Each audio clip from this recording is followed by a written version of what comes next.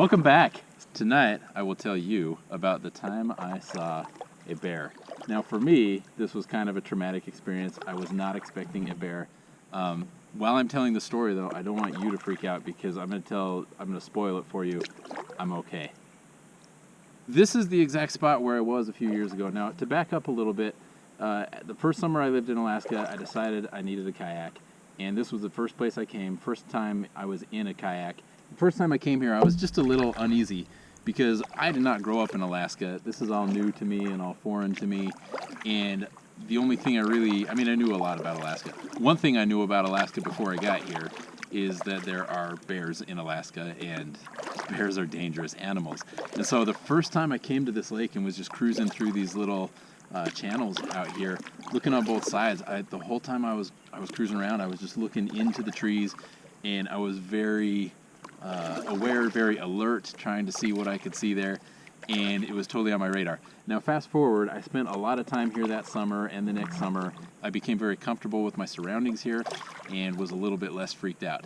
At the same time, I've been talking to a lot of locals and just asking questions about the wildlife, and one thing I came to hear over and over and over again was that for my area, the Fairbanks North Pole area, interior Alaska, everyone said, oh, I've been here 20 years, I've been here 30 years, and I've seen one bear. And that's typically kind of the rate that people would say. They'd say, yeah, there are bears here, but you don't see them that much. I mean, there aren't as many here as there are in other spots in Alaska. So I wasn't necessarily expecting to see a bear. Just a week before, I had actually flipped my kayak in a river, and that's another story for another time. Crazy experience. Almost got hypothermia. Almost died there. Didn't die. Spoiler alert. I'm still here. But I lost my can of bear spray when I was in that river, and I was telling one of my friends here, just a teenager, I was saying, oh man, yeah, I lost my bear spray. I flipped my kayak. And he just looked at me funny. He's like, you had bear spray in your kayak? Why do you do that? And so that's kind of the attitude here, is he said, you're never going to use that. And so it was maybe 2 weeks later that I come out here and I see a bear. And so the next time I saw him, I'm like, you punk, I needed my bear spray. So I've actually got the can right here. I don't venture into these places without bear spray anymore. This is where I was when it happened. And one night, middle of the summer, like 2 in the morning, just cruising around. And you can tell, you can see this is kind of a very picturesque spot. You've got the trees that are closing in on both sides. You've got the clouds, the reflection. And so I was doing what you should not do if you're worried about bears. I was being very sneaky, and I wasn't being sneaky on purpose. I was being sneaky just because I was quietly rowing, because I didn't want to disturb the water. I wanted the pictures to look really good. And so I was just going along really, really slowly, not making a sound. I was also listening to an audiobook. I was listening to book 1 of Game of Thrones on the audiobook. And those of you that know that story, there's a scene towards the end of that first book. And I did not expect it to be happening. And it just kind of was this freaky, really intense moment of the book. As those thoughts and those scenes were in my head, I come around the corner, kind of like I'm just coming around a corner right now. And me just staring at the sky. This isn't actually the spot though. I'm going to speed up a little bit for this part. Let me think of something else to tell. Bear spray is good. Bear spray is actually the most effective deterrent you could possibly use, because most of the time when bears attack is what's known as a bluff charge. The bear doesn't actually mean you any harm. The bear just wants to scare you away and protect itself. So if you have a gun and you shoot a bear, you are way more likely to make that bear agitated. Unless you have a very high caliber gun that you have the ability to draw in 3 seconds and you can put that bullet in like a 3-inch target to get it in its brain, most likely you're going to make the bear angry and you're going to make the encounter much more deadly than it otherwise would be. Bear spray, on the other hand, has been extensively tested, and it's designed, it's going to make the bear not want to be anywhere near you. So if you're just looking to save yourself from injury or harm or death, bear spray is the best thing you can have with you. Okay, so this is the spot. This is actually the exact spot where I was. You can see over there on the left where there's a little bit of a clearing. The grass was a little bit taller. It was much later in the year.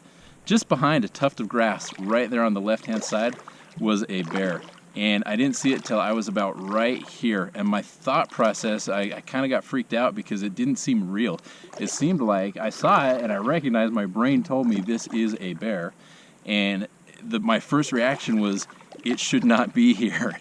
My first reaction was, that is something that needs to be 300 miles south of here in Denali National Park, or at a zoo somewhere on the other side of some bars where I can be safe. But it was just me and it was the bear, and you can tell how narrow this channel is that I'm in right now. That would take the bear maybe 2 jumps to get across. It's only about 3 feet deep. The water's not deep right now, and so being in a kayak and not very agile right now, it's not the best position for me to be in. Oh, that's kind of pretty with this. I'm actually going to take a time out from this story and take a few pictures, because look at how cool that is. One thing about World War II is it was a war everybody was involved in. It was a popular war, it was a good cause, and so the draft was instituted, but people were signing up anyway because they believed in the cause. And what you got was a lot of just everyday people thrown into combat situations. And one thing I read and I learned about combat is you don't know how you're going to respond in combat until you're in combat. And everybody, I think, in the back of their mind wonders, how would I do? How would I be if suddenly I was on the front line of some firefight and my life was on the line? And it's something they've studied where they've said there's no indicators. You can't tell until somebody is in combat. They'll look at somebody and say, you know, athletic, courageous, whatever, all these qualities, you still don't know how they're going to respond in combat until they're there.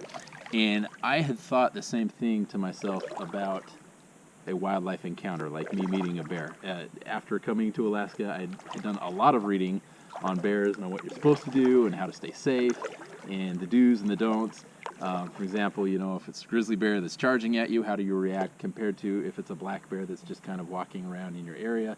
And so I tried to educate myself as much as I could just through reading everything that I could. But every time I read that, I wondered, how would I respond, or how will I respond if I have my own bear encounter? And this was actually a good encounter to have, because what happens most of the time when a person and a bear meet in the woods is exactly what happened this time. I saw the bear saw me, the bear stood up, kind of sniffed at the air, and then ran away. And that was the end of it, which is awesome. But the cool thing about that is I learned about myself how I was going to react in that situation. I remained calm, which is what you're supposed to do. You're not supposed to run away.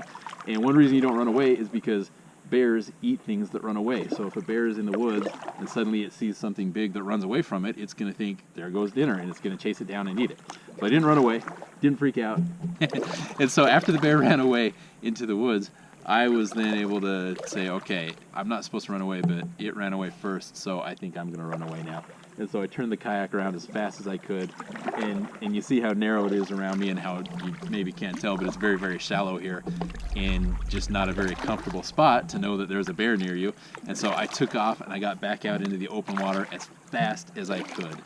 And then for the next 3 days, I actually didn't sleep very well. I really didn't sleep at all. All these little noises would freak me out. It kind of rattled me, and but that's just me being me. I was actually never really in any harm or danger. I was able to take a few pictures, and the reason is I had my phone out. I was taking pictures of the clouds anyway, reflecting in the water, just like I always do. And when I saw the bear, I thought to myself, you know, a few things went through my head, and I thought, if this is going to be a dangerous or a deadly encounter, 2 seconds of me not taking a picture isn't going to make a difference. So I just took a few pictures. On the other hand, if I'm going to come out of this okay and nothing happens, I'm going to want to tell people the story. And if I'm telling people the story, I'm going to want to show them this was the bear. Now, you have to keep in mind, this was just an iPhone, and so it's not really that impressive. The bear is actually much bigger. So based on this is how you can tell a bear's age and size and everything from a picture. You look at the ears, and if it looks like the ears are very, very tiny, then it's a huge bear. It means it has a really big head. If it looks like the ears are very, very large, it's probably just a cub. This was a bear with medium-sized ears. I estimated about 8 feet tall, and I talked to some of my hunter buddies and people I know up here, and they said, yeah, 8 feet. It was about an 8-foot tall bear. Don't worry about me, Mom. I'll be fine. Love you. You guys want to see a magic trick? I can make my camera appear in my hand. Right here. Oh, no, right. I don't want to hold it over that. That's dangerous. Right here.